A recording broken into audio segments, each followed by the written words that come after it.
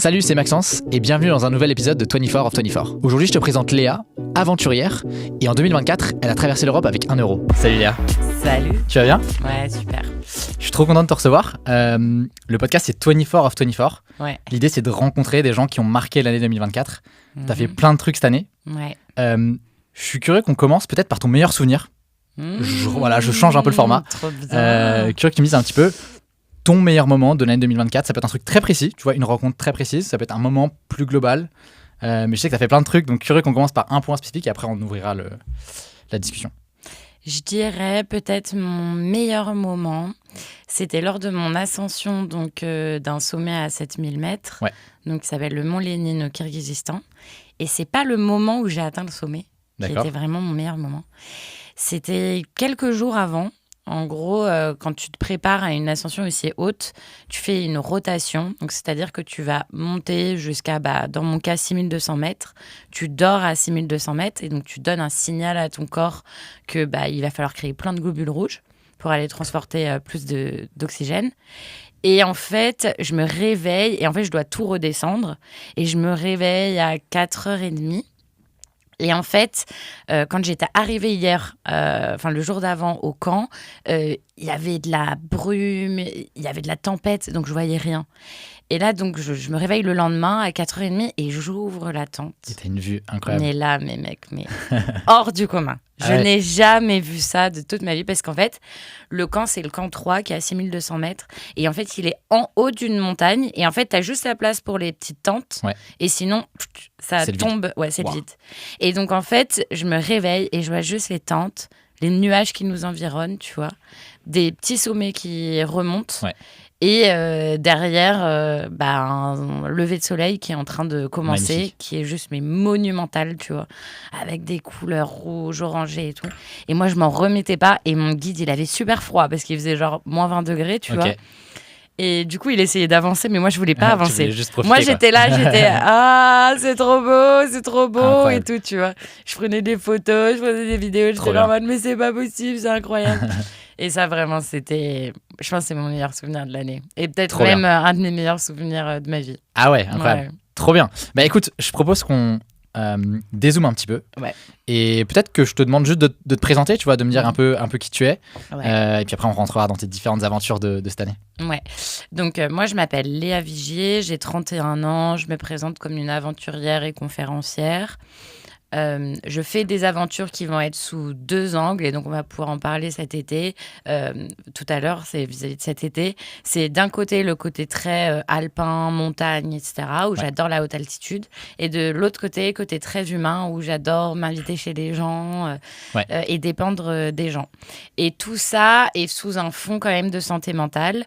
Car je suis bipolaire, j'ai été diagnostiquée bipolaire et donc j'en parle beaucoup. Ouais. Et parce que moi, c'est un énorme enjeu parce que c'est pas facile d'être bipolaire et aventurière. C'est un peu genre 2 choses normalement que tu peux pas avoir ensemble. Ouais. Donc j'en parle beaucoup et voilà. Donc j'essaye d'associer les deux. Ce qui est marrant, c'est que du coup, j'ai regardé pas mal de trucs sur des interviews que tu as pu faire, tu vois. Ouais. Et en fait, ta manière de te présenter a un peu évolué.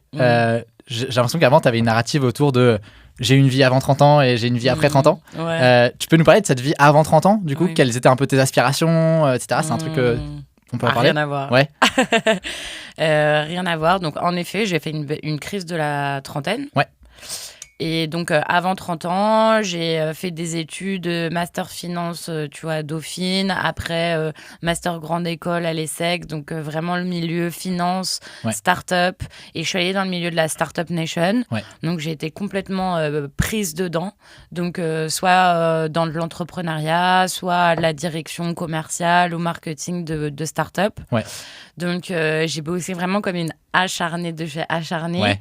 Donc, je bossais vraiment comme une tarée. Et c'était d'autant plus accentué que j'avais cette maladie, donc la bipolarité. Ouais. Qui n'était pas diagnostiquée. Okay. Et donc, qui t'emmène à avoir des moments où tu travailles énormément, enfin, en tout cas, où tu as une énergie et où ton cerveau est en ébullition en continu. Ouais. Donc, tu n'as pas besoin de beaucoup dormir, etc. Et donc, je faisais ça pendant quelques mois. Et puis après, crash. Non. Okay. Voilà. Et puis ainsi de suite, quoi. Donc, j'ai vraiment une vie... ça n'a rien à voir. Ouais. Et tes aspirations en sortie d'école, c'était quoi, du coup T'avais envie de monter une boîte, t'avais envie de travailler dur. Enfin, c'était quoi un petit peu ce à quoi t'aspirais ? Ouais, pour moi, tu vois, à ma sortie d'école et tout, en fait, j'étais très bonne à l'école. J'ai toujours été très bonne. À Dauphine, en finance, j'étais major. Enfin, voilà. Et donc, du coup, pour moi, je pense, tu vois, il y avait un peu un truc d'ego. Quand t'es très, très bon à l'école, bon, bah, tu dois... Tu fais les trucs les plus prestigieux. Ouais, tu vois, tu dois aller vers les choses les plus prestigieuses. Donc, pour moi, tu vois, mon objectif, c'était de diriger une boîte qui était très grosse. Donc, c'était vraiment ça, tu vois, mes ambitions. Et j'avais vraiment un truc dans ma tête. Et du coup, pour en parler, ça n'a rien à voir avec aujourd'hui. C'était vraiment le no pain, no gain pour moi. Okay. Donc, c'était vraiment qu'il faut souffrir et c'est normal de souffrir, tu vois, pour réussir. Et j'étais prête à souffrir en continu pendant des jours, des mois, des années pour pouvoir atteindre, tu vois, cet objectif de se dire, OK, j'ai réussi professionnellement. Et les gens me respectent, tu vois. Ça a été tangible en Côte d'Ivoire, je crois. Tu racontais une histoire où tu avais beaucoup bossé pour lancer un coworking space là-bas. C'est ça. Ouais, en fait, j'ai été embauchée par un mec qui vraiment, en gros, m'a dit tiens, je te donne de l'argent et faut que tu me montes un truc très gros, tu vois, en Afrique. Donc, pour moi, qui sort de l'ESSEC, c'est incroyable, tu vois. Je me dis génial. T'avais déjà le goût du voyage à ce moment-là ou c'était pas forcément... Niveau goût du voyage, si, je l'ai toujours eu. Genre, mes parents, en fait, on partait tous les ans dans des pays différents et en itinérance. Mes parents n'étaient pas du tout genre gros hôtels ou... Donc voilà, donc si, j'ai toujours eu. Et donc, j'avais pas envie de rester en France parce que je me sentais incomprise en France, en fait. Et donc, je me suis dit, mais génial, trop bien. Je pars en Afrique, je pouvais choisir le pays où je voulais aller pour monter le premier espace de coworking. Donc, j'ai choisi la Côte d'Ivoire parce que j'avais un ami qui était là-bas, parce que aussi c'est francophone. Donc, pour moi, ça allait être plus simple. Et aussi parce que c'est un bon marché pour tenter le modèle coworking, tu vois. Et donc voilà, je suis partie là-bas et puis en fait, j'ai été complètement prise dans l'engrenage, tu vois. Et puis mon boss, il était en France, il me donnait des deadlines qu'on donnerait à une start-up en France, mais pas en Côte d'Ivoire. En fait, en Côte d'Ivoire, il fait 40 degrés tout le temps, donc déjà la chaleur, ça te tue. Si t'es trop fatigué, t'attrapes des maladies. Donc moi, j'ai eu 3 fois le palu. Donc c'est quand même gros. T'as pas, par exemple, c'est trop con, mais t'as pas de trottoir. Donc en fait, quand tu marches, tu peux pas faire autre chose là-bas. Moi, je faisais autre chose. Je suis tombée 2 fois dans des caniveaux, tu vois. Ah ouais, d'accord. Ok. Donc tu vois. Il y a des contraintes un peu systémiques qui sont un peu différentes. Tu peux pas. Où je me suis fait renverser par une moto et je me suis fait la côte et tout, tu vois. Ah ouais. Mais parce que en fait, il faut se dire, si tu travailles en Côte d'Ivoire, tu fais 2 fois moins. C'est comme ça. Tu vois, parce qu'il faut faire gaffe et tout. Mais moi, j'avais tellement des délais de dingue parce que mon boss, c'était pas un mec super, que en fait, vu que j'avais que ça comme référentiel et que pour moi, c'était normal de souffrir et tout, tu vois, je faisais que ça, je faisais que bosser et je me suis détruit la santé. Et donc à ce moment-là, toi, ton but, c'était de continuer de bosser, de monter, de prendre des postes à droite à gauche, etc. Ouais, c'était la fame. Franchement, c'était la fame. Parce que, tu sais, genre, en plus, quand j'étais en Afrique, du coup, j'étais seule. Donc, c'est vrai que, tu vois, à Abidjan, en Côte d'Ivoire, tout le monde était là en mode « Ah, c'est la meuf qui est en train de monter ce gros truc. » Et, tu vois, je me souviens, il y a même eu une télé qui est venue et j'étais là en mode « ça y est. » C'est le début de la gloire. Ouais, c'est le début de la gloire et tout, tu vois. Et ouais, j'avais vraiment envie de ce truc de fame, tu vois. Et je pensais que l'entrepreneuriat était vachement fait pour moi. Alors qu'en réalité, c'est pas du tout le cas. Enfin, en tout cas, pas ce modèle-là. Et voilà. Et quel a été le point d'inflexion du coup ? Parce que du coup, tu en parles pas mal sur LinkedIn, tu es assez vocal là-dessus. À quel moment du coup tu t'es dit en fait, juste je poursuis pas la bonne quête et je vais pas du tout dans la direction qui me... Pour le coup, ça m'a pris du temps. Vraiment. Parce que tu vois, j'aurais pu me dire ok, tu vois, après une première dépression, gros burn-out et tout. Et pas du tout. Je me suis relancée, tu vois, dans une autre aventure. Où cette fois-ci, je suis allée dans une start-up et au début, je me disais vas-y, je prends pas un gros poste et tout. Et en fait, vu que mon cerveau marchait très vite et qu'en plus, moi, j'ai mes phases, tu vois, de bipolarité où vraiment je peux travailler comme une acharnée. Mes boss, ils se sont dit pépites, quoi. On l'a promu et on lui demande de faire le boulot de 5 personnes, tu vois. Donc, je me suis remise, tu vois, dans un engrenage comme ça. Et quand je suis retombée en dépression, etc., je me suis dit, ok, non, en fait, il faut que je monte ma boîte à moi. Et là, ça marchera mieux, tu vois. Donc, j'ai testé aussi, du coup, le truc où je suis associée et où c'est ma boîte. Et là, en fait, ça allait pas, tu vois. Ok. Et c'est pile arrivé à un moment, donc juste avant mes 30 ans, où mon père meurt, mais meurt vraiment subitement. Donc il allait très très bien, et c'est juste un soir de janvier, il faisait froid, il est tombé dans la rue et il est mort. Voilà. Et en fait, à ce moment-là, moi, j'allais pas bien déjà. Il y a ça qui se passe. C'est un choc pour moi, tu vois. Et donc, mes associés me disent, bon, Léa, en vrai, t'es pas au bon endroit, arrêtons. Bon, j'arrête. Je perds aussi mon appart. Et en fait, je me retrouve un peu genre sans rien, tu vois. Je viens de perdre mon père, je m'attendais pas du tout. J'ai plus de logement, j'ai plus de boîte, plus vraiment de boulot, tu vois. Et c'est à ce moment-là, tu vois, où ça a pu être très dur, mais au moins ça m'a permis de me questionner sur qu'est-ce que je voulais vraiment et tout, tu vois. Ouais. Et ayant essayé plusieurs modèles, tu vois, dans le milieu Startup Nation, genre je bosse pour une startup, je monte un truc pour quelqu'un d'autre, ou j'ai mon truc, bon, j'étais là en mode, bon, j'y arrive pas. Donc c'est que c'est pas fait pour moi, tu vois. Ouais. Et donc à ce moment-là, je me suis fait accompagner d'une coach. Ouais. Et elle m'a vachement aidée parce qu'au début, je pensais qu'il fallait que j'aille en ONG, que, tu vois, donc je continuais quand même dans le truc de il fallait que je fasse des grandes choses et tout. Et en fait, c'est vraiment me re-questionnant avec le temps et en pensant à ce que j'aimais petite, tu vois. C'est vraiment le truc genre, qu'est-ce que j'aimais petite, qu'est-ce que je vais faire pendant mes vacances. Tu vois, par exemple, moi, dès que j'avais des boulots, etc., le gros sujet à chaque fois qu'il fallait que je discute avec, tu vois, les gens avec qui je bossais, c'était que tous les 2 mois, il fallait que je parte. Je pouvais pas rester à un même endroit, tu vois, 2 mois, tu vois. D'accord. Donc, il y avait ça, il y avait le fait que je partais souvent seule, que j'adorais soit aller dans la montagne seule, soit, par exemple, j'ai fait le tour du Togo, tu vois, seule, en m'invitant chez les gens, et je me suis retrouvée dans une forêt avec des vaudous et tout, tu vois. Incroyable. Énorme, tu vois. C'était quand ça ? Moi, j'adorais ça. J'avais genre 24 ans, tu vois. Ok, sortie d'études. Ouais, okay. Grave, j'ai vraiment fait ça. Et petite, je me suis rappelé quand même que, tu vois, j'adorais écrire et tout. Et du coup, ça commence à venir. Je me suis dit, en vrai, qui sont les personnes que j'admire ? Bon, c'est quand même plutôt des explorateurs que des entrepreneurs, tu vois. Bon, et puis il y a le truc à un moment où tu te dis, bon, vas-y, ça c'est pour moi.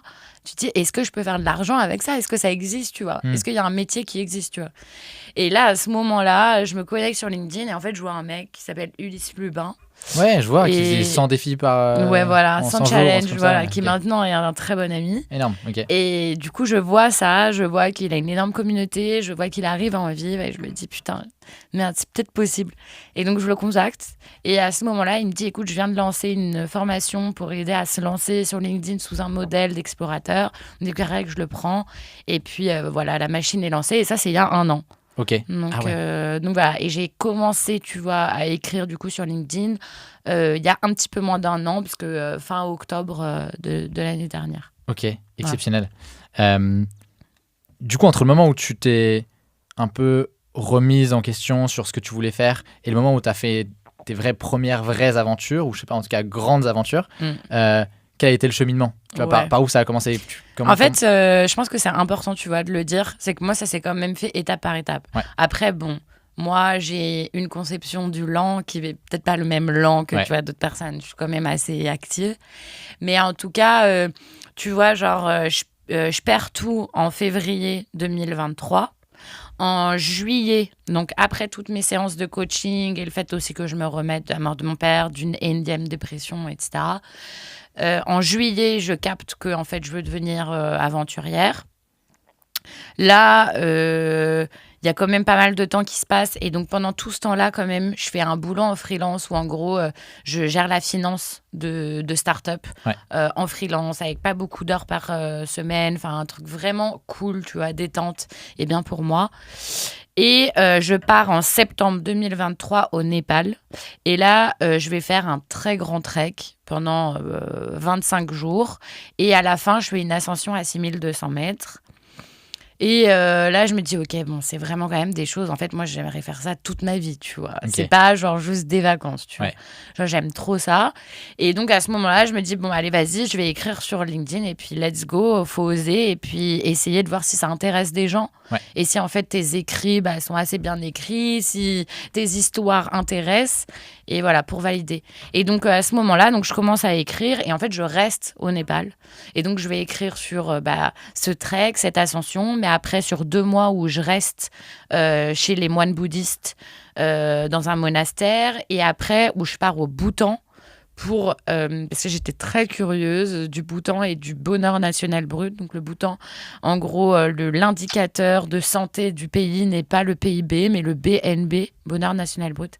Et je voulais vraiment comprendre qu'est-ce que c'est que le bonheur national brut, est-ce que les gens sont vraiment heureux, etc. Ouais. Et donc ça, c'est des choses du coup que j'ai racontées, tu vois. Ouais.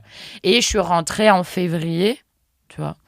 Et là, je suis rentrée et bon, je me suis posée un peu, j'ai continué à avancer, à écrire, etc. avec le but d'essayer de me créer une communauté qui aime me lire. Ouais.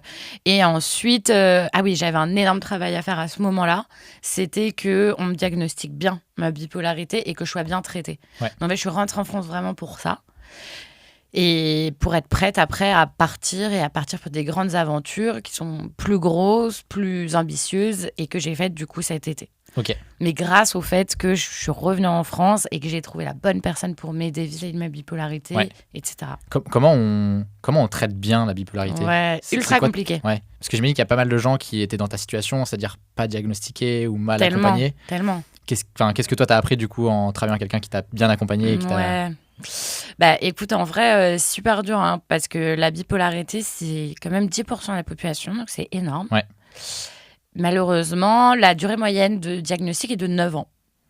Donc, vivre 9 ans, après, ça dépend, tu vois, l'espacement de tes crises. Moi, c'était quand même assez intense, parce que j'avais une crise tous les ans. Moi, j'ai fait plus de 7 dépressions, donc c'est quand même vraiment hard. Mais tu vois, vivre des années comme ça de crise sans être diagnostiqué, c'est quand même très très dur, et c'est pour ça que c'est la maladie mentale avec le plus haut taux de suicide. Les gens n'en peuvent plus en fait. Et en fait, ce qui s'est passé, c'est que ça a été compliqué parce que mon psychiatre, en fait, je pense que j'étais pas assez en confiance avec lui et que je lui expliquais pas tout, tu vois. Du coup, ça ne lui a pas permis de pouvoir diagnostiquer ma bipolarité. Lui, il ne voyait que mes dépressions. Et dès que j'étais vers les hauts, en fait, je lui parlais plus trop.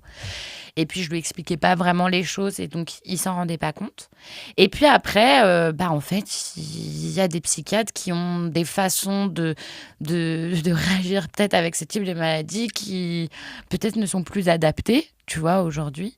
Lui, il avait beaucoup de mal à valider mon diagnostic. Et après, il a eu beaucoup de mal à valider le fait que je doive prendre un traitement pour ce diagnostic-là. Okay. Il était plutôt dans la team des gens, faut pas trop poser d'étiquettes, etc. Malheureusement, ça a été très mauvais pour moi parce que quand j'étais du coup en octobre au Népal il y a 1 an, il a décidé de me dire d'arrêter mon traitement parce que c'était un traitement qui est au lithium et donc que tu peux pas prendre quand tu vas dans des situations extrêmes, c'est pas adapté. Mais le problème, c'est qu'il m'a pas du tout dit dès que tu redescends, il faut absolument que tu reprennes. En fait, il a pas du tout pris au sérieux ma maladie. Et donc après ça, j'ai fait une dépression très très forte au Népal toute seule. Okay. Mais vraiment très forte. Genre vraiment, c'était ma pire, tu vois. Donc je devais m'attacher les mains la nuit et tout parce que j'avais peur de me réveiller le matin, de me tuer, tu vois. Donc c'était vraiment un enfer, tu vois. Et à ce moment-là, j'ai eu au téléphone et il m'a dit « Ah t'es comme un rat de laboratoire. Maintenant, c'est sûr que t'es bipolaire. On sait que c'est sûr que t'es bipolaire. » Là, vraiment, j'ai eu envie de le tuer, tu vois. J'ai dit « Non, mais attends, là, là, j'ai vraiment failli en finir, tu vois. » Et en fait, je lui ai demandé de me pousser vers quelqu'un d'autre qui avait, en plus d'être psychiatre, et elle était psychanalyste. Ouais. Et en fait, j'irais recommander, tu vois, aux personnes qui suspectent la bipolarité et tout, de ne pas aller que vers un psychiatre.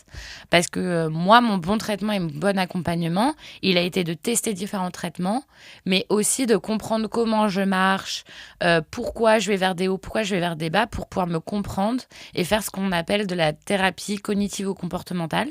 C'est-à-dire que tu arrives à te comprendre, tu arrives à savoir dans quelle situation tu serais amené à plus aller vers les hauts, tu serais plus... Et du coup, tu vas pouvoir te protéger toi-même, tu vois. Et moi, c'est vraiment ça que j'ai appris aujourd'hui, tu vois. Et c'est pour ça que j'ai réussi, et je suis trop contente, tu vois, avoir réussir à vivre maintenant avec ma bipolarité, avoir réussi à gérer un été où quand même mon été est fait de hauts et de bas. Donc du coup, moi, réussir à pas vivre des trop gros et bas, c'est ouf. Et donc voilà, donc c'est réussir à être dans l'analyse et du coup tester des traitements différents, parce qu'au final, on a réussi, moi, à trouver un traitement qui est beaucoup moins contraignant vis-à-vis de l'altitude, etc. Et en plus, coup de bol, il me va 10 fois mieux que mon traitement d'avant. Ok.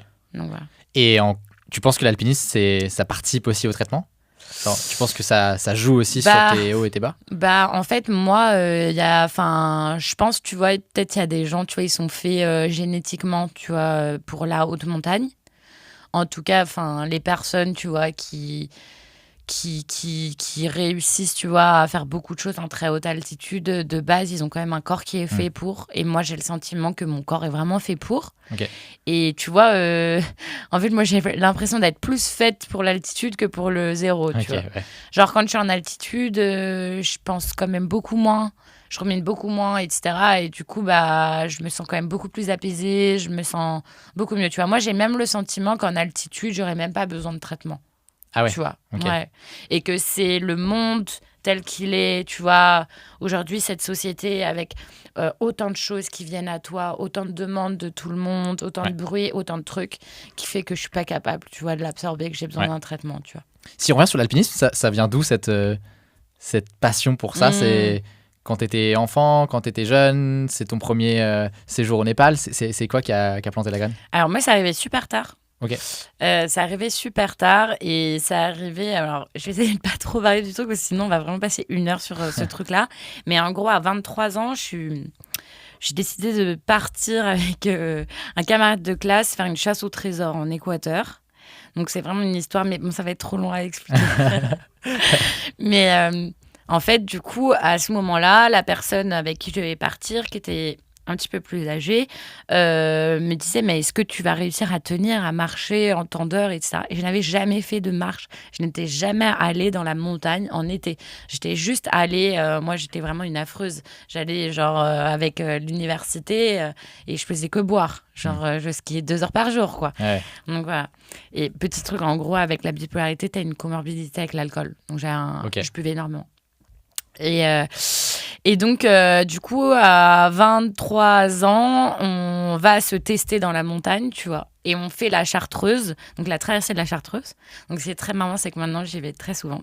J'y vais ce week-end. J'emmène mon petit neveu de 6 ans. Génial. Lui faire découvrir ça. Et en fait, j'ai découvert la marche dans la montagne. Et là, je fais, mais c'est incroyable. Mais j'étais là, mais c'est dingue. C'était resté dans ma tête. Et à 26 ans, j'étais en études à Singapour. Et là, j'ai décidé d'aller au Népal et de faire un grand trek au Népal où ça montait à 5400. Et là, je me suis rendu compte vraiment que c'était fait pour moi, que j'adorais ça. Et donc, direct, j'ai organisé un truc avec mon école et avec mon asso pour faire de l'alpinisme. Et donc, j'ai lancé un pôle d'alpinisme. Et Excellent. Donc, on allait faire l'ascension du Mont Grand Paradis, qui est en Italie, qui est à 4200 mètres, et que je recommande à toute personne qui veut découvrir l'alpinisme. Ouais. C'est magnifique, c'est incroyable. Et c'est pas encore trop haut, mais par contre, tu t'apprends à faire tout en alpinisme. Ouais. Donc, c'est trop bien. Qu'est-ce qui est incroyable dans l'alpinisme? Ça te procure quoi comme je pense que tu vois, il y a un truc avec mon corps qui fait que je pense moins, je me sens beaucoup plus apaisée que quand je marche. Et en fait, quand je marche en étant dans l'effort, du coup, je suis en état de méditation. J'ai énormément de mal à me mettre en état de méditation de manière statique. En revanche, de manière dynamique, j'y vais direct. Quand je suis dans de l'ascension. Par contre, si c'est de la descente ou du plat, c'est mort. Genre, c'est pour ça que j'aime pas marcher, par exemple, dans la forêt, tu vois. Okay. Genre, j'ai besoin d'être dans l'effort. Et du coup, en fait, je suis tellement en état méditatif trop bien que j'ai pas de problème à marcher 5, 10, 15 heures, 20 heures sans m'arrêter. Ouais. Genre, je suis juste trop bien, tu vois. Donc voilà. Et après, je pense pour quelqu'un, tu vois, qui a vécu autant de dépression, le fait d'être en hauteur et de voir loin, c'est un peu l'opposé de la dépression. La dépression, c'est, tu vois, il y a toutes les fenêtres qui se ferment. Tu vois tout flou, tu vois presque plus rien, tu perds la mémoire, t'arrives pas à connecter deux fils, c'est très compliqué de comprendre les choses, etc. Et c'est vrai que quand t'arrives au sommet, que tu vois très très loin, tu vois, et en plus que t'as réussi, tu vois, à monter en haut, c'est un peu l'opposé. Tu vois loin, t'es ambitieux parce que tu sais que tu vois, t'es capable de monter, tu réfléchis bien parce que c'est aéré, que t'as pas plein d'infos de partout, t'as plus ton téléphone, t'as plus de SMS et tout, donc c'est un peu l'opposé, tu vois, de la dépression. Okay, ouais. Donc je pense que tu vois, c'est un peu genre ma revanche contre mes dépressions, tu vois. Trop bien, ça donne trop envie. Je suis curieux qu'on se concentre sur ton aventure de l'été, enfin une de tes aventures de cet été, qui est de traverser une partie de l'Europe avec 1 euro. Ouais. Trop bien. Je veux savoir d'où ça vient déjà, cette idée. Ça vient de nulle part. Enfin, ça vient pas de nulle part. Ça vient de 1 semaine avant que je parte. Ok. En gros, moi, mon plan de base, c'était, je voulais aller au Kirghizistan. Parce que j'ai rêvé d'aller au Kirghizistan depuis à peu près 5 ans. Parce que je voyais des photos et j'étais en mode, c'est magnifique. Ouais. Et je me suis dit, ok, bon, je veux faire de ma vie une aventure, etc.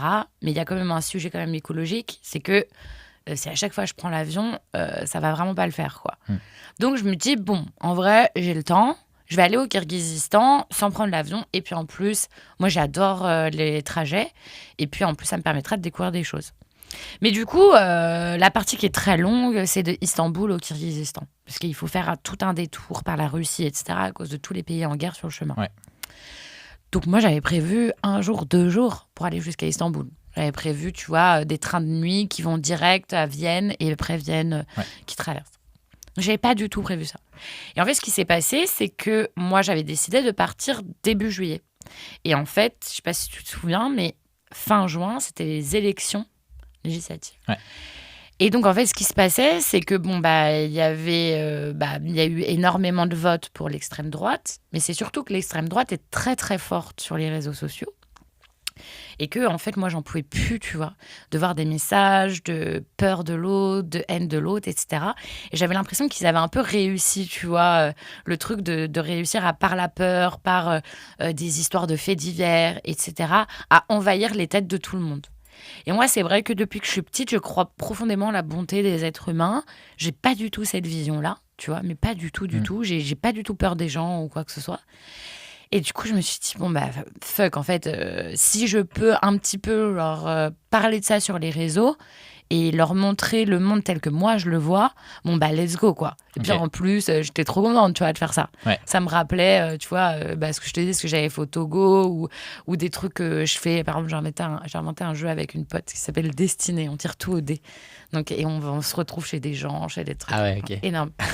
Et donc, moi, là, j'étais trop contente, tu vois. Et je me suis dit, au moins, comme ça, je dis tous les jours ce qui se passe. Je mens pas, je raconte. Et puis comme ça, les gens verront ce que je vis, quoi, tu vois. Et donc, c'est pour ça que j'ai fait ça. Je me suis dit, ok, du coup, je dois partir avec 1 euro. Au début, j'étais là en mode sans argent, mais c'est vrai que dans l'histoire, c'est un peu marrant de dire, je traverse l'Europe avec 1 euro, tu vois. Mais je savais que l'euro, j'allais pas l'utiliser. Ouais.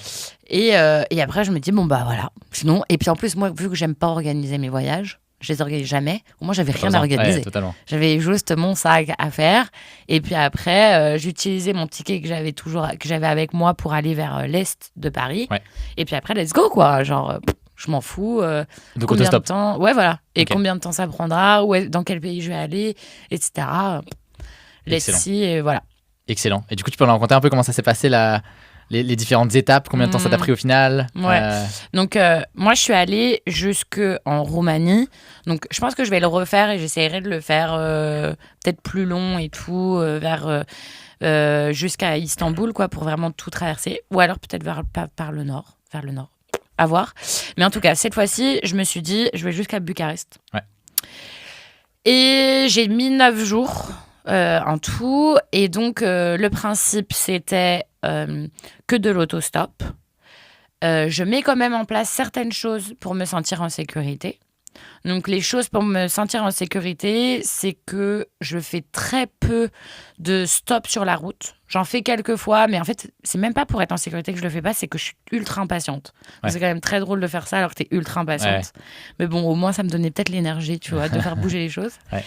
Et donc, je vais plutôt dans des stations essence et ça me permet de regarder un peu les gens et de choisir d'aller vers les personnes, tu vois, qui me font confiance. Et deuxième truc, c'est que je filme, tu vois, tout ce qui se passe, tout ce que je fais.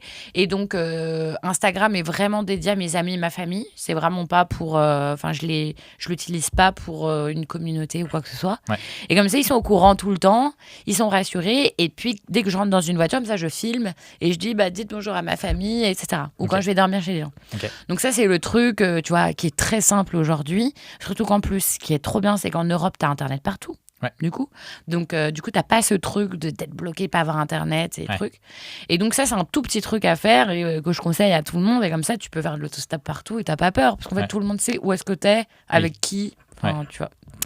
Et à partir de là, bah, du coup, c'était stop. Je demandais aux gens si je pouvais dormir chez eux, si j'allais dans des restaurants pour demander s'ils pouvaient m'offrir à manger, ou alors les gens m'offraient à manger. Et ce qui a été assez génial, c'est que du coup, je racontais ça sur LinkedIn et que ça a ultra marché, parce que je pense que toute la série, tu vois, a été, en tout cas dans les lectures et tout, genre ça a été plus de 2-3 millions. Tu vois, de lecture. Ah ouais, d'accord. Okay. Donc, il y a dû avoir... je crois que j'avais regardé, genre, nombre de visiteurs qui avaient suivi, c'est genre 750 000 ou 1 million.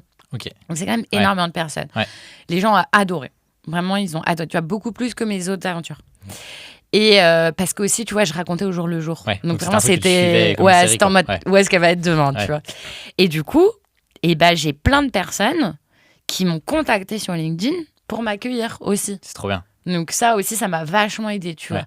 Genre dans les grosses villes, c'est pas si facile, tu vois. Enfin, en tout cas, moi, je me sentais un peu moins à l'aise, tu vois. Dans les grandes villes, d'aller demander aux gens. Bah, imagine, dans Paris, je pense que c'est impossible. Tu sais, les gens, ils sont là en mode, j'ai pas le temps. Ça trace, Donc voilà. Et donc, j'ai eu des personnes comme ça. J'ai eu une personne aussi incroyable. Il s'appelle Jean-Paul. Il est à Strasbourg. Et lui, vraiment, il m'a juste contacté pour me dire, est-ce que je peux t'offrir un petit truc à manger et puis t'emmener de l'autre côté de l'Allemagne pour que tu trouves une voiture. Mais vraiment, mais d'une gentillesse sans nom. Et donc voilà. Et j'ai même eu une Hongroise qui m'a contactée, qui m'a envoyé un message, qui m'a dit, je ne comprends rien à tes posts, mais on m'a dit que tu arrivais à Budapest, donc est-ce que tu veux venir chez moi? Mais elle ne savait rien de moi, elle n'avait pas compris ce que je faisais et tout, tu vois, parce que c'était en français. Mais elle me dit, tu vois... Trop bien. Donc, incroyable, quoi. Et après, tu as des histoires un peu en stop de discussion que tu as pendant... parce que du coup, il y a aussi la barrière à la langue, j'imagine, parfois. Ouais, mais merci Google Trad. Ah ouais, ça marche trop bien. Incroyable. Ah ouais. Mais en fait, tu parles, quoi. Ouais, tu dictes. Ouais. Donc, t'as pas à écrire. Donc, tu dis... Et comme ça, tu vois, par exemple, moi, j'ai parlé pendant super longtemps, par exemple, tu vois, avec un grec. Et même aujourd'hui, on utilise toujours Google Trad. Moi, je lui envoie en grec et lui, il m'envoie en français. Excellent. Genre, c'est trop mignon, tu vois. Ouais, tu l'as aidé à avoir une copine, non? Je sais pas quoi, c'est pas ça l'histoire. C'est excellent. Ouais, c'est énorme. Et ouais, bah, en fait, ça te permet de complètement changer, tu vois, ta vision du monde parce que t'es avec des gens qui sont complètement de catégories sociales complètement différentes. Alors, ce qui était trop bien, c'est que vu que j'ai alterné entre la route et des grandes villes, j'ai pu être avec vraiment tout type, des cas de sup, comme des personnes qui gagnent moins de 1 000 € par mois. Et c'est des personnes, tu vois, qui me racontent que eux, ils croient, tu vois, énormément à l'humanité, que... tu vois, eux aussi, ils pensent que les gens sont bons, etc. Et ça fait du bien, tu vois, d'entendre ces messages-là. Et puis, tu vois, de dire que voilà, pour eux, l'argent les importe peu, que dans la vie, ce qu'il faut, c'est donner. Parce que ça a été des personnes, moi, j'ai eu des personnes vraiment, mais enfin, tu vois, le grec... Clairement, en fait, c'est très drôle parce qu'il n'y avait pas Internet au moment où je lui demande s'il peut m'emmener. Donc, je ne comprends rien. Mais il me dit juste Greek. Donc, moi, je me dis, let's go, je vais en Grèce. J'étais trop saucée. Tu te voyais déjà à Athènes. Mais ouais, je me voyais déjà à Athènes. Je me suis dit, mais génial l'histoire. Je pars pendant 2 jours de voiture, je me trouve en Grèce. Après, tu vois, je m'étais dit, je vais aller à la plage. Limite, je vais faire du bateau stop et je vais aller sur des îles. Enfin, je m'étais inventé, tu vois, tout un truc, tu vois. Et en fait, au bout de 3 heures, je finis par avoir Internet et je lui dis, alors on va où en Grèce? Et il me dit, mais non, mais pas du tout. Genre, je suis grec. Je suis juste grec, mais genre j'habite dans les montagnes suisses, tu vois. Donc on se retrouve ensemble. Et en fait, je sais pas, je lui dis pas de s'arrêter. Alors qu'à ce moment-là, normalement, je me suis dit, en fait, ça va pas, je peux pas aller dans les montagnes suisses, je vais être vraiment bloquée. Et en fait, je sais pas, j'ai eu un coup de foudre un peu, tu vois, pour lui. Aussi assez drôle parce que quand je rentre dans le camion, donc je pensais juste, et il me sert un grec. Donc du coup, je suis là en mode genre, un grec. un grec par un grec. Et en fait, je me dis, bon, vas-y, en fait, tant pis. Je vais me foutre dans un trou paumé, mais je vais rencontrer cette personne parce qu'elle m'a l'air incroyable, quoi. Et donc, on est allé visiter des villes ensemble. Il m'a emmené visiter. Il me dit qu'il rêvait d'aller marcher dans la montagne. On est allé marcher. Donc, j'ai dormi chez lui. J'ai vu, chez lui, c'était un taudis, c'était affreux, c'était dégueulasse. Tout. Je dis, c'est pas possible, tu peux pas faire ça, tu te respectes pas. Mais on rigolait grave. Et tu vois, et du coup, il allait me chercher à manger, il allait trucs. Il m'offrait tout Parce que moi, j'étais là en mode sans rien. Ouais. Enfin, c'est-à-dire que même en partant, il m'a donné un billet. Ah ouais. Tu vois, genre, il m'a dit, tiens, pour t'acheter à manger ce midi, etc., quoi. Et voilà, j'ai rencontré des gens vraiment, d'une gentillesse, tu vois, sans nom. Même moi, j'étais pas prête à ça, tu vois. Ouais. Je savais que j'allais montrer, tu vois, que en vrai, c'est trop bien à faire et que les gens sont trop sympas. Mais je m'attendais pas à ce niveau, tu vois, de gentillesse. Parce que du coup, en 9 jours, t'as rencontré combien de personnes en tout ? 50 personnes m'ont aidé. Waouh. Okay. Ouais, 50 personnes m'ont aidé. J'ai eu très peu de personnes, tu vois, qui m'ont dit non, etc. Les personnes qui m'ont dit non, clairement, c'est juste qu'elles n'allaient pas au même endroit que moi. Ouais. Mais vraiment, j'ai eu très peu de personnes, tu vois, qui m'ont fait « Ah non, je veux pas de toi », etc. Donc, non, j'ai plutôt eu que des très bonnes, tu vois, surprises. Voilà, le seul truc un peu difficile à chaque fois, mais c'est plus de la logistique que le fait que les gens soient sympas ou pas sympas. C'est que quand tu vas dans une grande ville, après c'est très compliqué d'en ressortir quand tu es en autostop. Parce qu'il faut trouver des gens qui sortent et en fait il faut essayer d'aller à une station essence qui est sur l'autoroute. Ouais, du bon côté. Et après tu repars. Donc c'est là où pour moi ça a été le plus difficile au niveau moral. Tu vois, j'ai eu des moments, c'était un petit peu dur parce que j'étais là en mode je galère. Ouais. Mais c'était pas parce que les gens étaient pas sympas. Ouais. C'était juste parce qu'au niveau logistique, si j'avais envie de visiter la ville et moi j'avais envie de visiter quelques villes. Ouais. Donc je me suis fait kiffer à Budapest.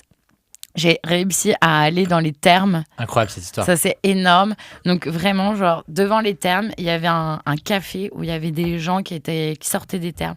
Et je me suis mise devant et j'ai commencé à raconter mon histoire. Et en fait, il y a un groupe de Belges, ils allaient prendre leur avion. Et du coup, ils avaient plein de sous. Ils ont fait « Mais tiens, on te donne tout et tout. » C'est fou. Tout le monde m'a donné tout. Et donc, du coup, j'étais là, on m'a dit « Yes, j'ai réussi d'aller au terme. » Trop bien. Et donc, tu arrives en Roumanie. Et donc là, tu prends un peu le temps de visiter Bucarest, j'imagine. Et... Ouais, j'avais du boulot aussi. Hein. Donc j'ai bossé à fond. Ah, parce que là, tu es toujours CFO part-time, du coup ? Là, je suis en train de quitter. Ok. Pour me mettre à fond sur le modèle aventurier, conférence, etc. Mais ouais, là, je suis toujours... Donc, ça a été un challenge pour moi cet été, quoi. Ouais, j'imagine. J'ai même travaillé, tu vois, au camp de base, à 3600 mètres, à 4200 mètres, j'envoyais des mails, je te promets. Il faut quand même gagner. Ouais. C'est pour ça, hein, tu vois, je dis aux gens, il faut croire en ses rêves, il faut truc, mais il faut pas se mettre dans la merde. Ouais. Il faut peut-être faire des transitions par moment. Il faut réussir à s'arranger, réussir à trouver où est-ce que tu as tes petites... où tu sais que tu fais des choses qui sont valorisées au niveau de l'argent et que... Voilà. Bon. Parce que du coup, la première partie, c'était de traverser l'Europe avec 1 euro. Ouais. Et la deuxième partie, du coup, c'était de faire un sommet à 7000. Ça, du coup, j'imagine que c'est une aventure que tu prévois pas mal de temps en amont parce qu'il y a un peu de... Non. Ah non, ok. J'imagine qu'il y a un peu de logistique quand même à prévoir, etc. Mais pas tant. Non. Ok. Non, j'ai pas du tout prévu. Non, j'ai dû booker, tu vois, en juin. Ah oui, d'accord. Ouais. Je suis vraiment pas quelqu'un qui m'organise à l'avance. Okay. Vraiment pas du tout. Et en fait, il faut trouver l'agence. J'ai de la chance de trouver une très bonne agence. Moi, je book presque jamais rien via Internet. D'accord. C'est aussi la raison pour laquelle j'organise très peu en avance. Parce que je préfère aller sur place, trouver quelqu'un que je trouve sympa, etc. Et après lui demander. Là, dans mon cas, en gros, je sais plus, en mai ou en juin, j'ai rencontré une fille qui avait un podcast. Et à la fin du podcast, j'apprends qu'elle est kirghize. Et donc, du coup, je lui dis, bon, est-ce que tu connais quelqu'un qui pourrait m'aider et tout ? Elle m'a mis en contact avec quelqu'un et cette personne-là m'a donné le contact de l'agence. Et moi, j'ai pas regardé sur Internet s'il y avait d'autres agences. J'ai même pas regardé s'il y avait d'autres prix ou quoi que ce soit. Moi, je suis vraiment en mode, je préfère, tu vois, aller sur de la confiance. Ouais. Et en effet, mon agence était beaucoup plus chère que d'autres, mais je suis très heureuse d'avoir payé beaucoup plus cher parce que mon guide était très bien payé et c'était un excellent guide. J'ai été dans des super conditions, ils étaient très responsables avec moi et donc ça valait largement le coup. Mais donc du coup, j'ai juste eu à booker et après, j'avais la chance, cette agence louait des équipements. Parce qu'en fait, moi, le problème, c'est que, t'as vu, je suis allée jusqu'en Roumanie, je devais tout porter sur moi et tout. Ouais. Donc, je pouvais pas, en plus, c'était l'été. Donc, je pouvais pas avoir des affaires pour moins 25 degrés. Oui, parce que t'enchaînais Roumanie et en fait, Roumanie, après, je suis allée jusqu'à Istanbul. Ouais. Et là, à Istanbul, j'avais beaucoup de travail, mais j'ai travaillé. Et là, j'étais là en mode, bon, il me reste plus que 10 jours pour arriver au Kirghizistan. Et là, j'étais là en mode, bon, là, je suis en train de déconner. Genre, je vais pas y aller en bus. Et en train, ça va être un enfer. Donc là, j'ai pris un avion au final. Et j'ai pris un avion qui m'emmenait au Kirghizistan. Et voilà. Et après, je suis allée vivre avec des nomades. Donc ça, c'est un truc au milieu pendant 2 semaines. Et après, bah voilà, je suis allée faire l'ascension. Mais donc, du coup, tu vois, je suis pas rentrée chez moi. Je suis pas de truc. Donc, en fait, moi, et puis de toute manière, aujourd'hui, donc j'espère, tu vois, que ça va arriver, que je vais devenir une alpiniste professionnelle et donc que j'aurai mes équipements. Mais à ce moment-là, j'avais pas l'argent pour avoir mes équipements. Quand tu vas à des aussi hautes altitudes, chaque équipement vaut plus de 1 000 €. Donc, ton manteau, il vaut plus de 1 000 €, ton pantalon, il vaut plus de 1 000 €, tes chaussures valent plus de 1 000 €, ton sac de couchage vaut plus de 1 000 €, etc. Donc, j'avais pas l'argent pour ça, alors que là-bas, je l'ai loué à 75 € pièce. D'accord. Donc, en fait, au final, tu vois, j'avais pas besoin de grand-chose. Ok. Et donc, tu te dis, ok, c'est bon, je book auprès de cette agence. Et ensuite, du coup, c'est quoi les différentes étapes avant l'ascension pour monter au sommet ? Bah, moi, de toute manière... Tu veux dire avant de commencer l'ascension ? Bah, pour moi, il n'y a pas eu beaucoup d'étapes parce que de toute manière, moi, j'adore ça. J'adore la montagne. J'adore marcher en montagne. J'ai le corps qui est pour ça. Je fais de l'exercice physique. Donc voilà. Donc pour moi, il n'y a pas eu un gros changement, tu vois, vis-à-vis de ça. Et puis, en fait, tu vois, l'effort de l'ascension, etc. En tout cas, dans mon cas, il est beaucoup sur la connexion avec mon corps et sur le fait d'avoir un mental qui est très fort. Et moi, tu vois, c'est ce que je commence à raconter et tout en disant, bah voilà, j'ai dû me battre contre ma maladie, réussir à faire des choses que je voulais contre ma maladie. Aujourd'hui, ma maladie, c'est aussi ma plus grande force. Parce que j'ai vécu tellement le pire, tu vois, en dépression. Ou en gros, quand tu es en dépression vraiment suicidaire, c'est-à-dire que je suis avec toi là, j'ai le tout rire, mais dans ma tête, c'est je vais mourir, je vais mourir, je vais mourir, je vais mourir. Donc c'est je vais mourir, je vais mourir, je vais mourir, je vais mourir pendant des jours, des semaines, des mois. Et tu ne dois pas subir à la tentation et te tuer. Donc pour moi, j'ai un peu du coup construit le plus gros mental que tu puisses avoir versus le fait de monter pendant 15 heures et dans ta tête être là en mode oh, c'est dur. Ouais, mais ça va, c'est 15 heures. J'ai déjà fait ça, moi, pendant des jours et des jours, tu vois. Donc, aujourd'hui, ma maladie, quand même, tu vois, je sais que j'ai un mental très, très, très, très fort, tu vois. Et l'autre point, c'est que ma maladie m'a donné des contraintes lors de mon ascension de m'écouter de malade. Parce que si je m'écoutais pas, je risquais de partir en syncope, tu vois. Et en fait, du coup, ça m'a amené à un niveau d'écoute de mon corps qui était très, très, très important. Où je voulais jamais être fatiguée, où il fallait que je boive tout le temps bien, que je me sente bien dans mon corps, que je sois en état méditatif où je ressens tout dans mon corps, etc.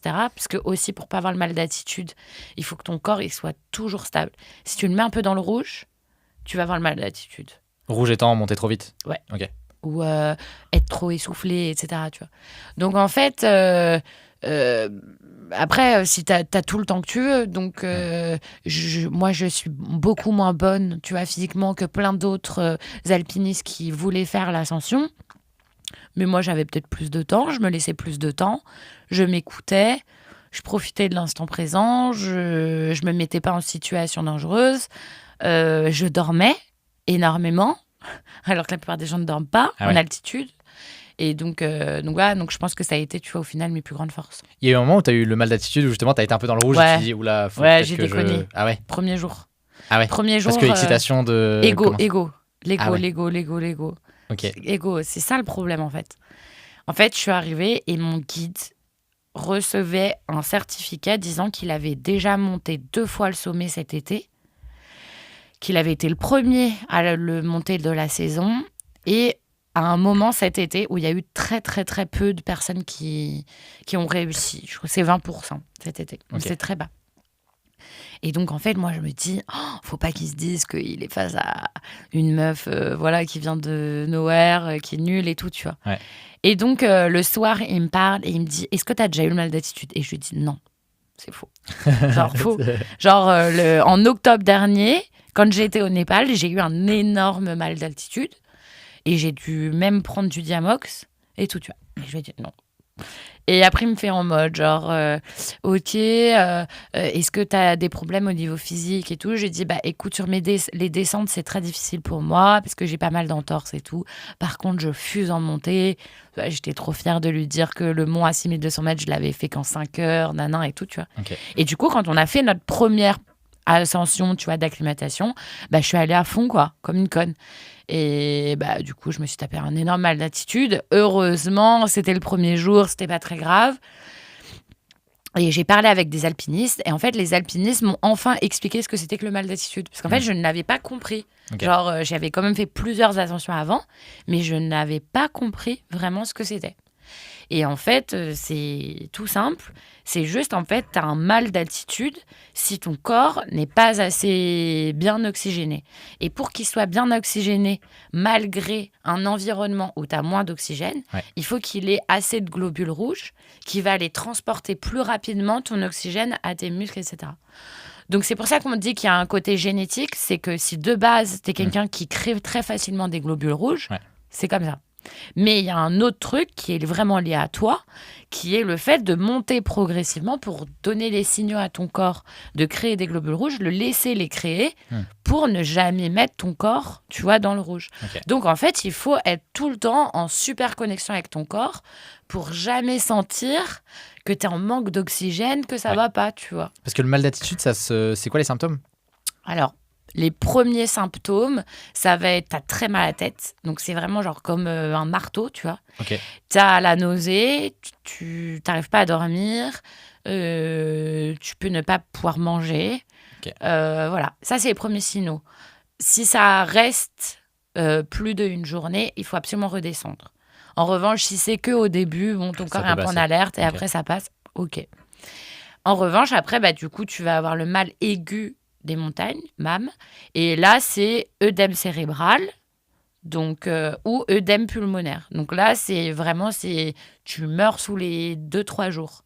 Donc, c'est ultra, ultra dangereux. Donc, le mal d'attitude est méga, méga dangereux. Et c'est la première raison de mortalité dans les montagnes. Dans les montagnes de haute altitude. C'est pas genre les avalanches, etc. C'est parce que, en fait, tu peux mourir en 2-3 jours, quoi. Ouais. Donc, c'est très, très dangereux. Et c'est pour ça que tu as autant de personnes qui réussissent pas les ascensions, alors même qu'ils ont même pas essayé, tu vois. Ouais. Le sommet, c'est qu'ils font leur premier jour. Trop rapidement. Ils voient que ça va pas, ils sont obligés de redescendre, c'est fini. Ok. Tu vois. Donc, voilà. Donc toi, tu l'as le premier jour, ça passe, t'arrives à... Bah, du coup, je reste un jour de plus à 3600. Ouais. Et ça passe, et là, je me promets... En fait, je vois mon guide et je lui dis, bon... Je t'ai un peu menti. Ouais, je t'ai un peu menti. Voilà, j'ai déjà eu le mal d'attitude, j'ai du Diamox dans mon sac, etc. Mais j'ai pas envie d'en prendre. Le deal, c'est que on va doucement. Par contre, on ne s'arrête jamais. Okay. Et ça, je pense que aussi, tu vois, moi, c'est un truc que j'ai et je pense qu'il est très bon.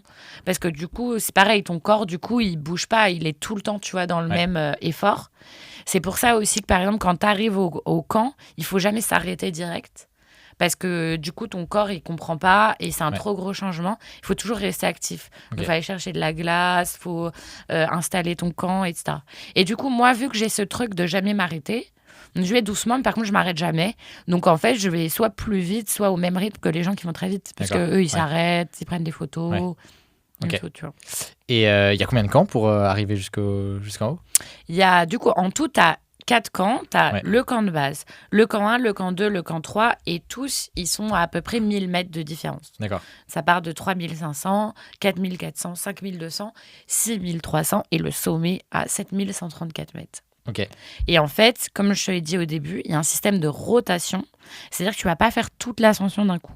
Tu vas monter très progressivement. Chaque jour, tu vas faire 500 mètres de plus pour dire à ton corps, il faut créer plus de globules rouges. En genre 7-8 jours, non, même 9 jours, tu vas arriver à 6200 mètres. Ouais. Tu vas y dormir. Là, ça va être un peu dur. Parce que ton corps, waouh, genre, il n'est pas habitué. Et puis en plus, tu as monté 1000 mètres le jour d'avant. Donc, de 5200 à 6200. Donc là, tu vas avoir le mal d'attitude, c'est presque sûr. Mais voilà, il faut que tu passes la nuit. Et en fait, tu vas donner le dernier signal à ton corps de « Ok, là, il va falloir que tu crées full globule rouge. » Okay. Et là, après, tu redescends tout. jusqu'au camp de base. Et là, tu te reposes pendant 3 jours. Et le but, c'est de se reposer parce que voilà, tu as fait beaucoup de choses les jours d'avant et laisser les globules rouges se multiplier. Ouais. Parce que les globules rouges, ils mettent jusqu'à 6 jours pour se multiplier. Et après que tu as fait tes 3 jours-là, tu vas pouvoir repartir sur ton ascension avec un jour, etc. Et puis faire ton ascension finale à un bon moment où la météo est bonne. Ouais. Et la raison pour laquelle il n'y a que 20%, tu vois, qui ont atteint le sommet cet été, c'est parce que la météo était très mauvaise.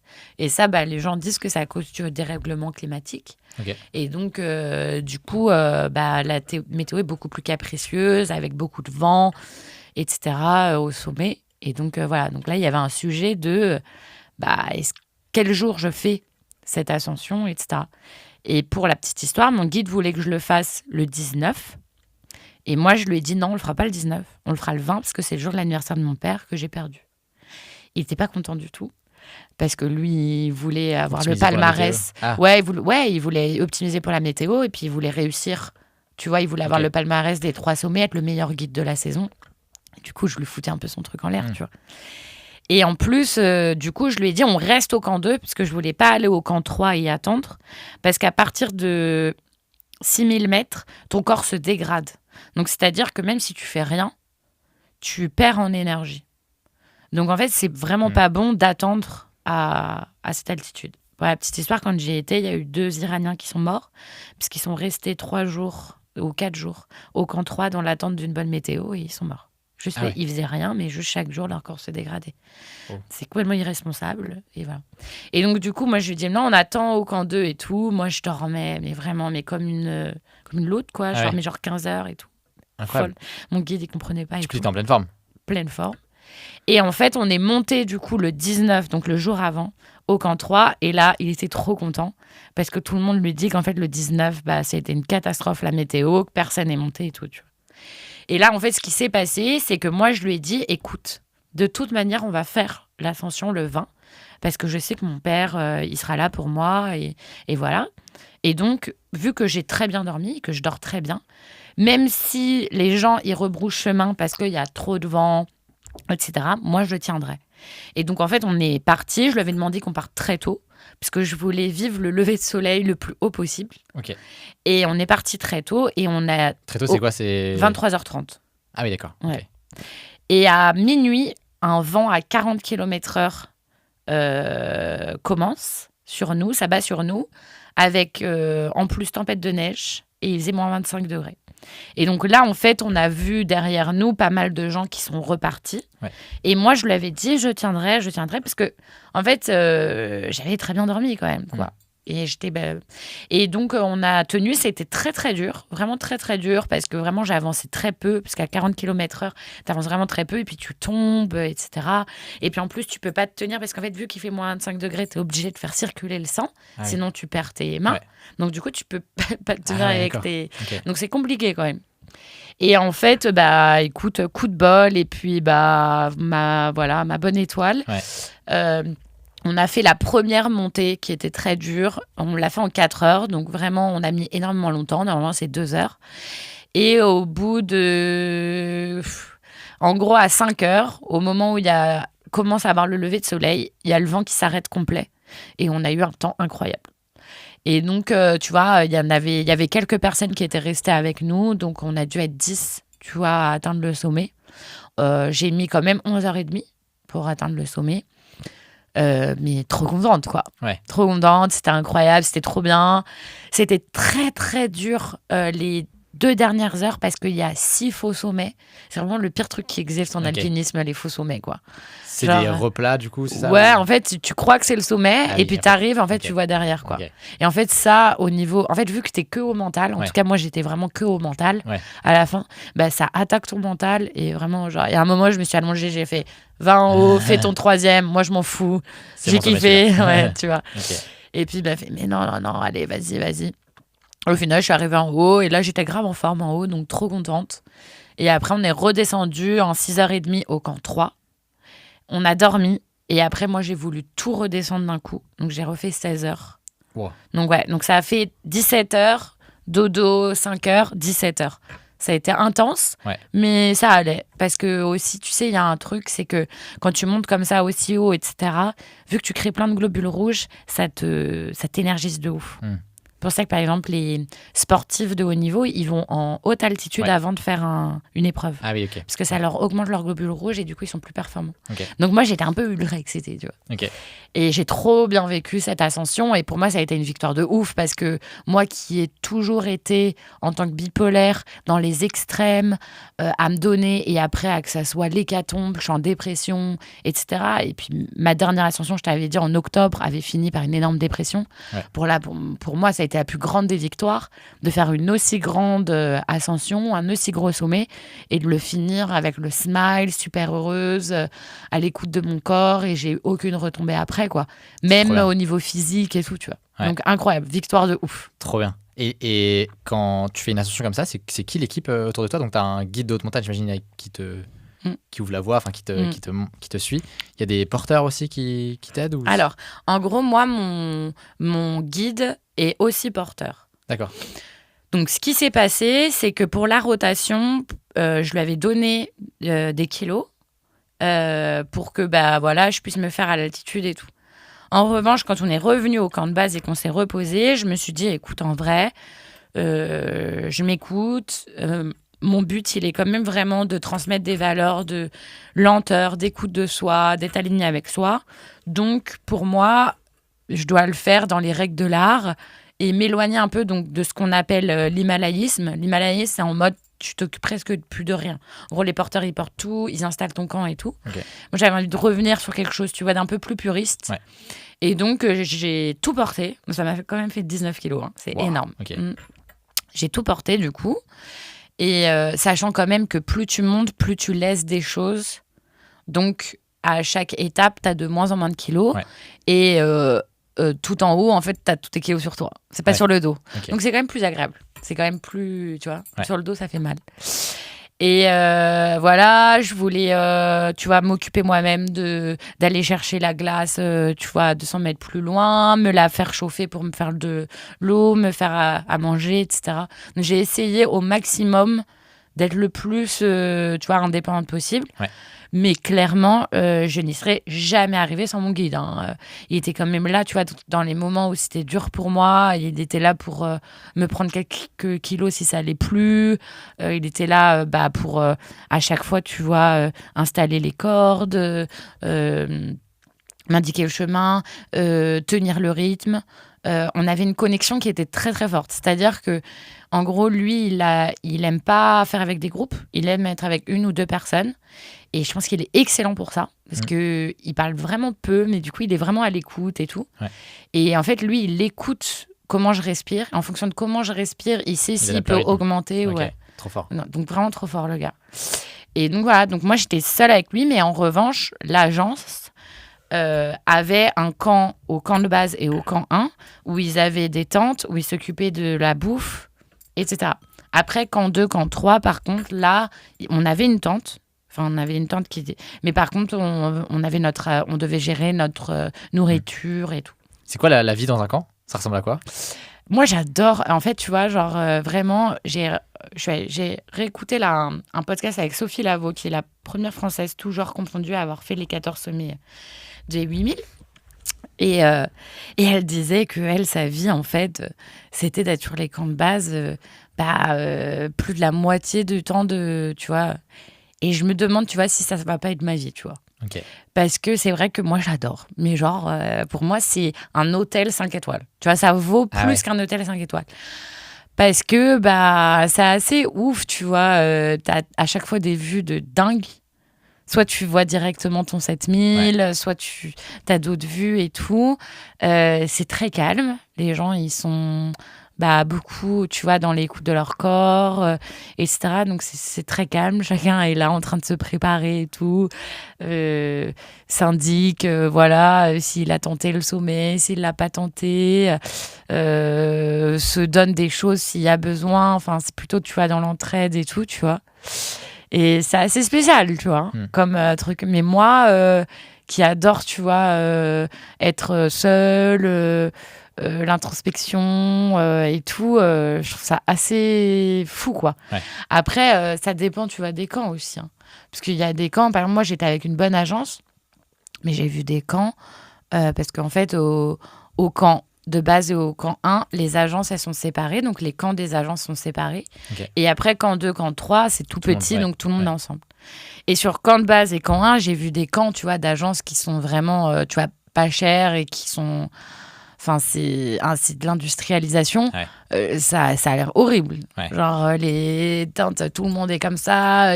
Ils servent à manger, tu vois, en batterie. Les gens se regardent en mode, est-ce que lui, il va y arriver ou pas ? Ah oui, d'accord. Okay. Tu vois ? Un peu compétitif. Donc, okay. Ouais. Donc, ça dépend. Quand tu dis cher, pas cher, c'est quoi les ordres de grandeur pour monter un sommet à 7000 comme ça ? Ouais. Les ordres de grandeur, c'est se dire, c'est à peu près 5000 €. Ok. Voilà, c'est à peu près 5000 €. Bah, tu vois, je te donne un exemple pour le Mont Lénine, ou par exemple l'Amada Blam au Népal, qui fait un 6800, pareil, c'est 5000 €. L'Amada Blam, maintenant, est vachement connu parce qu'il est passé dans le documentaire d'Inoxtag. Ouais, t'en as pensé quoi du documentaire ? Moi, c'est mon prochain sommet, l'Amada Blam. Ok. Bien, et en même temps, j'étais pas en énorme kiff parce que moi, j'adore les documentaires où vraiment on voit vachement ce qui est fait, tu vois, sur la montagne et tout. Et là, c'est normal, il y avait beaucoup de storytelling, beaucoup des moments un peu genre super-héros, etc. Bon, moi, j'aime tellement la montagne et tout que je préfère les documentaires un peu plus simples et où tu vois des gars qui font, tu vois, des ascensions de fou. Et puis, en plus, la partie sur l'Everest, moi, m'a fait paniquer, quoi. Limite, j'ai fait une crise d'anxiété en même temps que lui, quoi. Okay. Je trouvais ça horrible, ça m'a rendu triste, ça m'a amené aussi à la conclusion que je ferais sûrement jamais l'Everest pour ces raisons-là. Et moi, j'ai plein d'amis au Népal, parce que j'y suis allée 5 fois, et qui me montrent des vidéos aussi des autres 8000. Donc même du K2, qui quand même est considéré comme un des sommets les plus durs. Bah là, j'ai reçu des photos, c'est la queue et tout, quoi. Donc parfois, ouais, ça me rend un peu triste, parce que d'un autre côté, tu vois, moi, j'ai trop envie de vivre ces choses-là, mais bon... Si c'est comme ça, c'est... Moi, ce que j'ai adoré au Mont Lénine, c'est comme je te l'ai dit, on a été 10 à atteindre le sommet et pas ensemble. Donc moi, j'ai été seule au sommet. Et moi, être avec plein de monde, etc., c'est tout l'inverse de ce que j'aime. Ouais. Genre, je le ferai pas pour le but d'atteindre un sommet. Genre, je m'en fous. Moi, sur le Mont Lénine, ce que j'ai kiffé, c'est que j'ai fait 20 jours dans la montagne, donc 15 jours d'alpinisme. Et pour moi, c'était un rêve éveillé. J'adorais chaque jour. Mais j'aurais pas atteint le sommet. J'aurais autant kiffé, tu vois. Ouais. Voilà. Et donc, cette ascension-là, tu l'as racontée dans ta newsletter. Ouais. Qui est trop bien, d'ailleurs. Ah, c'est vrai ? Du coup, trop bien. Je pense qu'on a donné des petits teasers de quelques anecdotes, mais si les gens veulent creuser, il y en a plein d'autres. Et du coup, toi, ton but, c'est de valoriser tout ce que tu vis via du contenu sur LinkedIn, sur Substack, du coup, en newsletter, et sur Instagram. Non, Instagram, j'y suis pas encore. Okay. J'ai du mal encore. Ouais. Parce que vu que j'aime beaucoup partir et je suis quelqu'un qui est très, très attaché à mes amis et à ma famille, bah, en fait, Instagram est un peu mon lien avec eux, tu vois. Et j'ai vachement peur, en professionnalisant mon contenu, de perdre, du coup... l'authenticité et la relation que tu as. Ouais, et donc du coup, j'y arrive pas. Alors que c'est vrai, quand même, ce que je fais, ce serait quand même pas mal sur Insta. Mais par contre, là, je suis en train de travailler sur le fait d'avoir une chaîne YouTube et des contenus longs, donc de documentaires. Et donc là, je suis en train de travailler avec une monteuse. Trop bien. Pour avoir un documentaire sur le 7000, avoir un documentaire sur la traversée de l'Europe et tout. Et ça, je veux vraiment avoir des contenus longs. Et tu vois, mon prochain objectif est l'Amada Blam. Et mon but, c'est de trouver des sponsors pour pouvoir y aller avec un caméraman et qu'on fasse vraiment un contenu, tu vois, long, authentique, sur comment je vis les choses, etc. Trop bien. Et si on parle un petit peu du contenu, tu disais que ça faisait à peu près 1 an là, que tu as commencé à essayer de publier régulièrement du contenu sur tes aventures, etc. C'est quoi la croissance des chiffres ? Ça donne quoi derrière ? Enfin, je me rends pas compte, c'est quoi les... Bah écoute, je pense que c'est pas mal, la croissance, en vrai. En fait, c'est pas facile de se comparer, parce que tu vas te comparer avec des personnes qui étaient là avant, et comme pour tous les réseaux, il y a à chaque fois l'année d'avant était un âge d'or vis-à-vis de l'année d'après, parce qu'il y a de plus en plus de personnes qui sont dessus. Donc moi, en gros, là, tu vois, en en un peu moins d'1 an, je passais à 14 000 abonnés. J'en avais 2 000 quand je me suis lancée, donc voilà. Je pense qu'au-delà, tu vois, du côté 14 000 abonnés, c'est plutôt la portée de mes posts, tu vois, qui sont à chaque fois énormément lus, suivis et relayés, tu vois. Donc, c'est ce qu'on appelle le nombre d'impressions. Donc, c'est le fait que ça soit lu par un certain nombre de gens. Et ça, aujourd'hui, je sais que j'ai un très gros impact. Je sais que c'est vachement lu, surtout que j'écris beaucoup. Cet été, c'était tous les jours, tu vois. Là, c'est 3 fois par semaine. Et je sais que, voilà, j'ai un gros impact sur ça. Et ça, c'est très cool. Et c'est bien pour la volonté de me professionnaliser parce que je veux vendre des conférences à des séminaires d'entreprise. Et c'est vrai que LinkedIn est quand même le plus adapté derrière pour aller voir des entreprises parce que du coup, ils peuvent directement voir ce que je fais. Versus, tu vois, Instagram où ça peut être plus compliqué. Et aussi aller voir des entreprises pour qu'elles me sponsorent. Et pareil, LinkedIn. Donc, je pense que j'ai fait le bon pari. Maintenant, j'ai vraiment envie d'avoir une proximité plus importante et via du contenu long. Parce que le contenu court sur Instagram, pour moi, ne me permet pas encore vraiment d'exprimer mon authenticité, mon histoire et tout. Donc, voilà. Donc là, mon challenge, vraiment, c'est du contenu long. Ok. Et donc là, la prochaine étape, c'est des documentaires sur YouTube. Ouais. Continuer, j'imagine, LinkedIn, du coup, pour nourrir... trouver des conférences, trouver des sponsors pour ma prochaine ascension. Si je suis ultra efficace, ce serait pour une ascension en mars, là. Mais il faut que je sois ultra efficace, que je trouve le bon caméraman, que je me sente prête à faire la Madablam. Après, bon, moi, je me sens prête. Mais les gens, ils y croient. Enfin, ah ouais? Non. Mais de toute façon, pour tout, hein.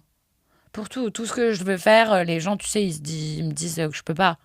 Tu sais, genre, tu sais, les gens, ils mettent leur peur sur toi, ils s'attachent aussi à ce que peuvent dire les gens et tout. Et donc, moi, tu vois, quand je suis partie faire le 7000, j'étais sûre que j'allais pas atteindre le sommet. Parce que même quand je faisais l'ascension, je croisais, tu vois, genre des alpinistes, etc., qui n'y arrivaient pas ou qui l'atteignaient pas ou qui me disaient en mode genre t'es un peu une nobody, tu vois, genre donc maintenant je crois plus personne. Donc tu vois, sur la Madablam, je me dis mais attends, mais Léa, t'as pas assez de niveau en escalade, c'est très dur, parce que c'est vrai, j'ai des amis qui sont très très bons alpinistes qui l'ont fait, qui m'ont dit que c'était très dur. Maintenant je suis en mode peut-être je vais pas le faire comme vous, peut-être que je vais prendre plus le temps, peut-être que je serai plus à mon écoute, tu vois. Donc maintenant moi j'y crois, quoi. Trop bien. Donc qu'est-ce qu'on peut souhaiter en 2025 alors? 2025, il faut me souhaiter que je puisse vivre de cette activité d'aventurière et conférencière.